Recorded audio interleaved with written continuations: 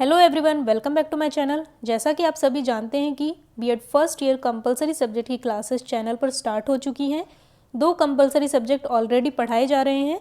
ये third compulsory subject है समकालीन भारत और शिक्षा, यानी कि contemporary India and education.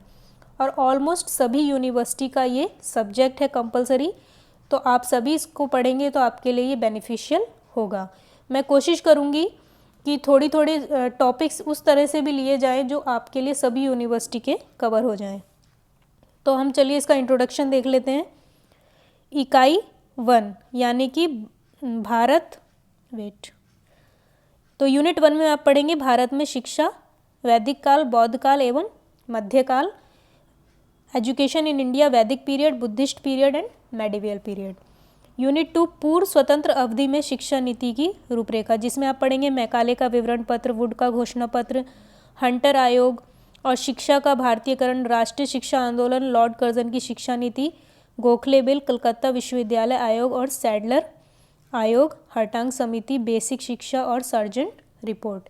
English में भी यही रहेगा, Macaulay's minutes, Wood despatch, Hunter commission, Indianisation of education, national education movement, Lord Curzon policy, Gokhale bill, Sadler commission, Hartog committee, basic education और सर्जेंट रिपोर्ट।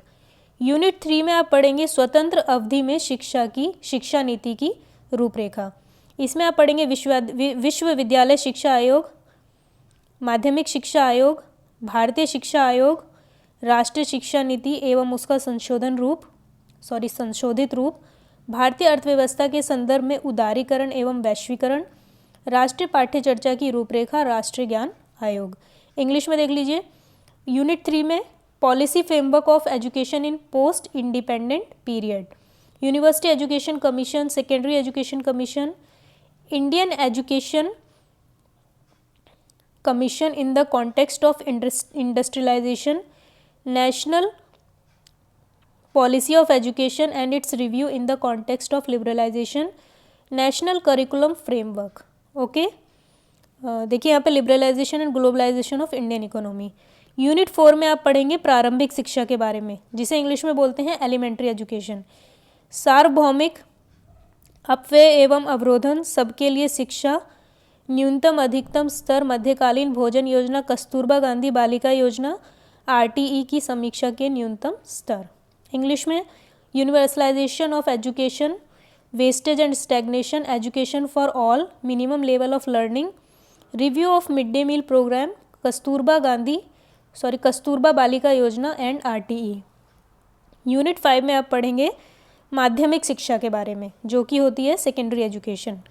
इसके बारे में आप इसका विस्तार पढ़ेंगे। माध्यमिक स्तर पर बालक तथा बालिकाओं की पाठ्यचर्चा में अंतर, माध्यमिक स्तर पर शिक्षा का व्यवसायीकरण, expansion and differentiation of curricula between boys and girls, discrimination of curricula and vocationalization of education. Okay, उसके बाद ये आपकी लास्ट यूनिट रहेगी वर्तमान मुद्दे, इंग्लिश में करंट इश्यूज़।